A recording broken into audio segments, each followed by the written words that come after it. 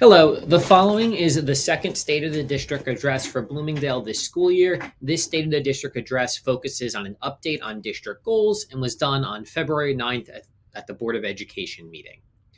The overall presentation will focus in on each of the district goals, repeating what the district goals that were approved last June were, and going through the different tasks and a progress status towards each of the tasks.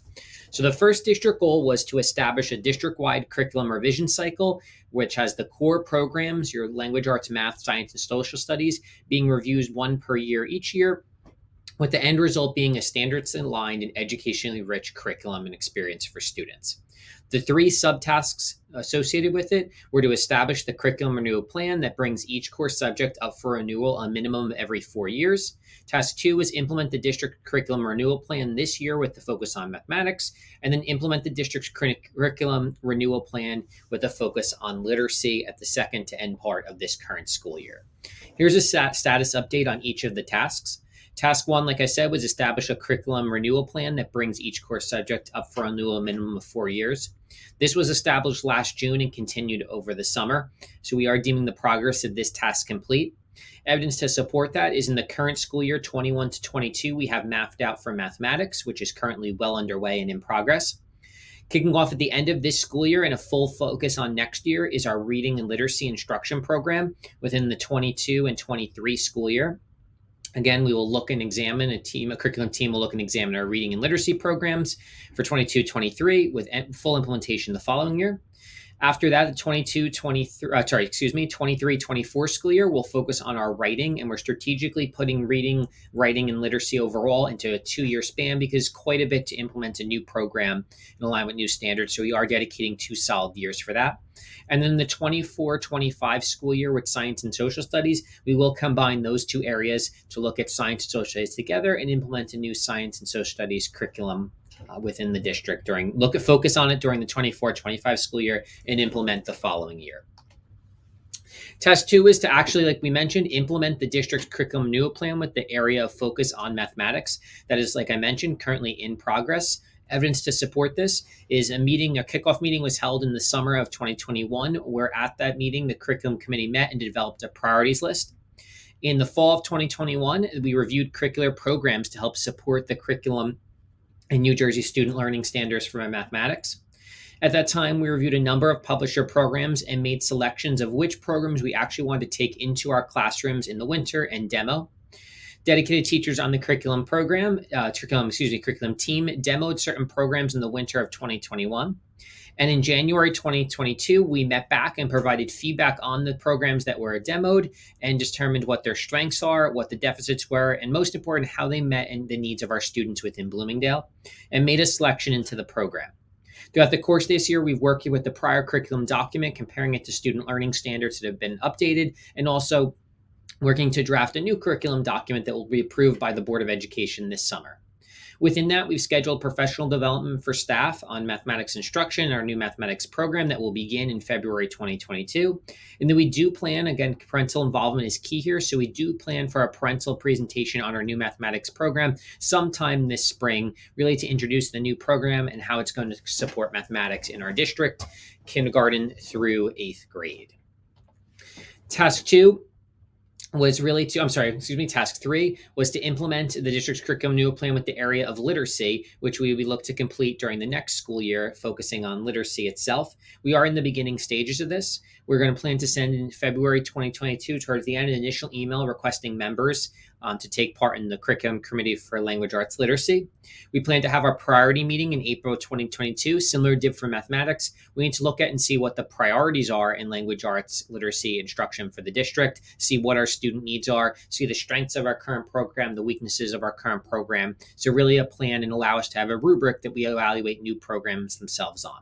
In the summer of 22, we'll request samples of publisher programs, and we'll really begin to really look at how those programs align with our current curriculum, which is up to date and meeting the student learning standards as we review and pilot. Some of our main priorities here are looking at consistent Consistent programming for kindergarten through eighth grade.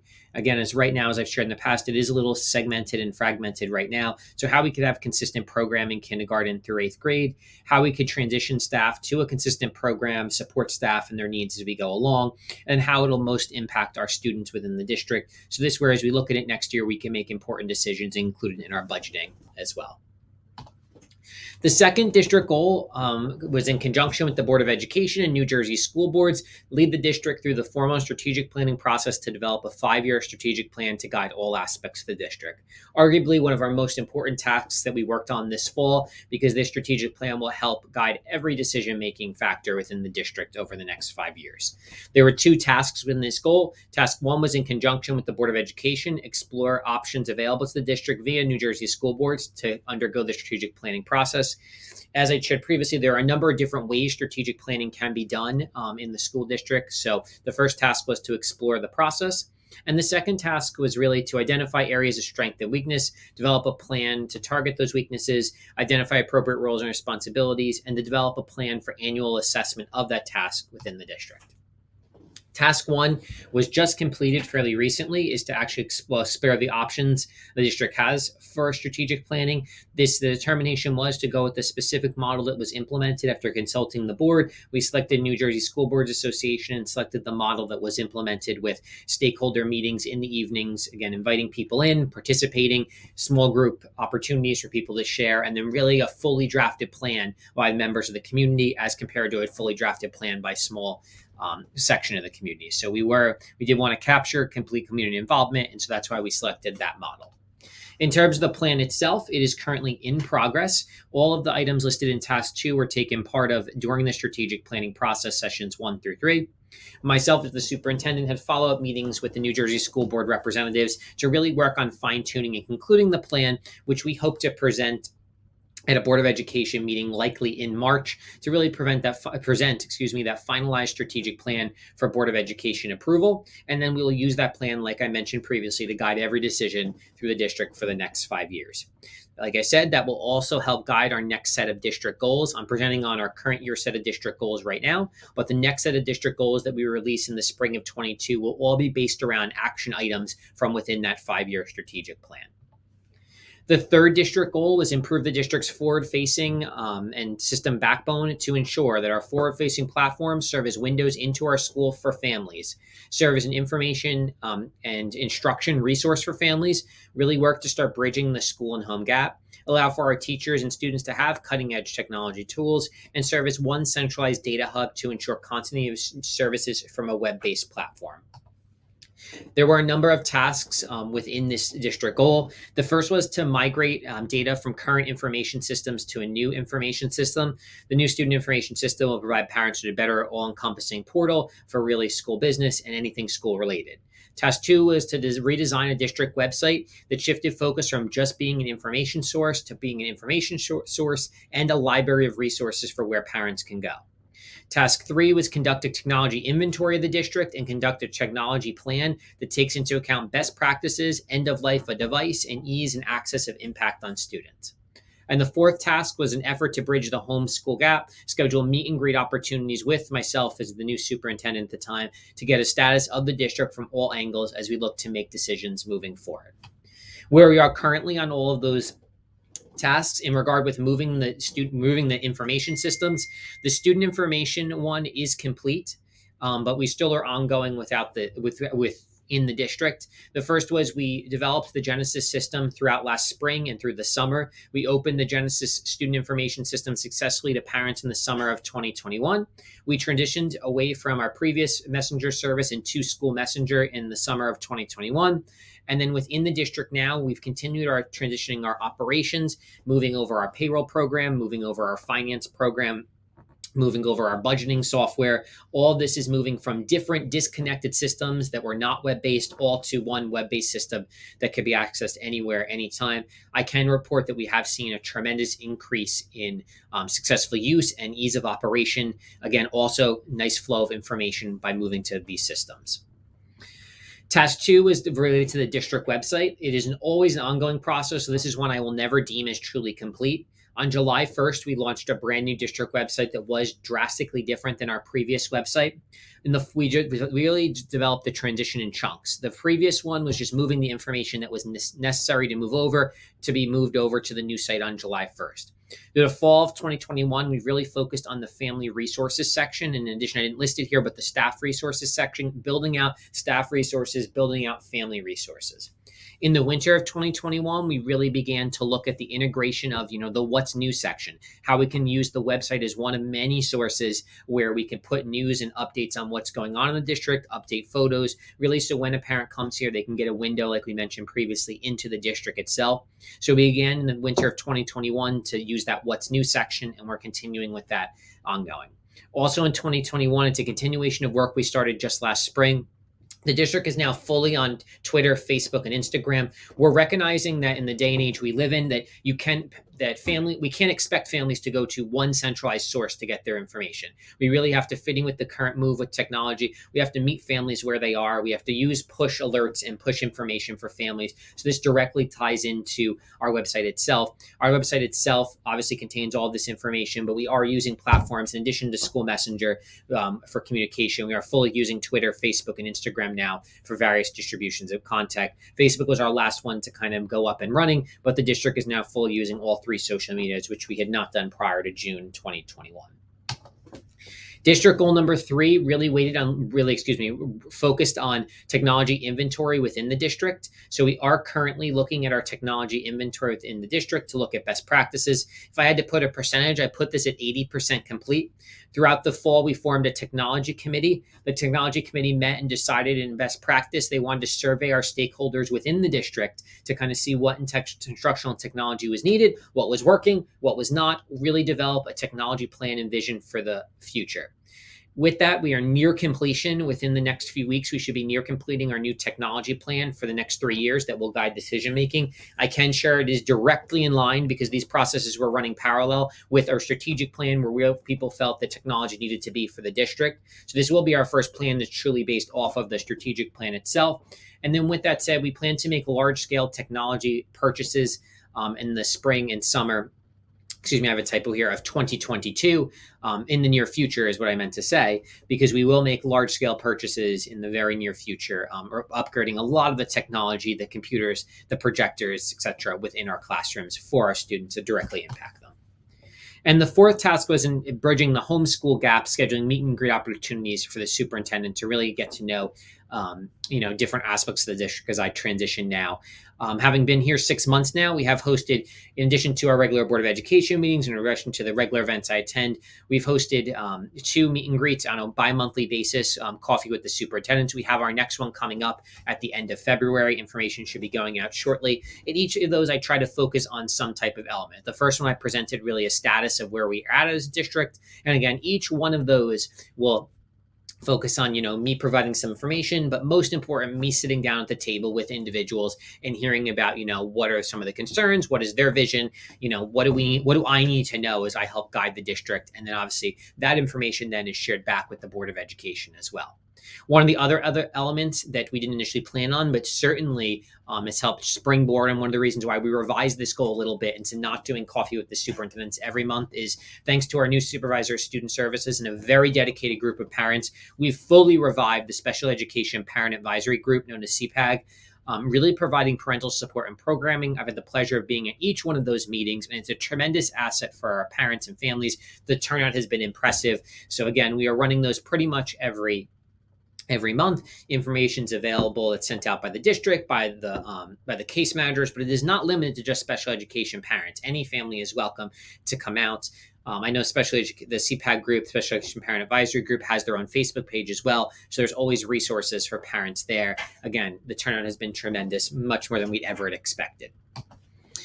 And then finally, District Goal 4, our final goal for the year, focused on looking at operations within the business office and technology department to ensure successful operation and compliance to local, state, and federal laws. There was 3 tasks within that, working with our new business administrator. As a reminder, our business administrator and myself really came on within a matter of days last spring in an interim role, and then we've stayed on as a consistent team, obviously, now. And the goal was to develop standard operating procedures for business office functions, review technology services being provided to the district, and conduct a cost analysis about at the time they were being outsourced and bringing them in-house, and provide a status update on both departments to the Board of Education on a quarterly basis, which has been done through the committee meetings themselves. So, task one was really to develop standard operating procedures. So, as required by law, the district does have a standard operating procedure within the business office. It's been verified in reviews with staff. But again, that wasn't really the standard operating procedure that's required by law, was one element. The other element was, items, when we process, kind of have certain procedures in place, what is standard general practice? And so Ms. Alonso did work on general practices and best practices in her experience with the business office on, again, ways to handle, ways to process different things. So that is currently in place and in progress.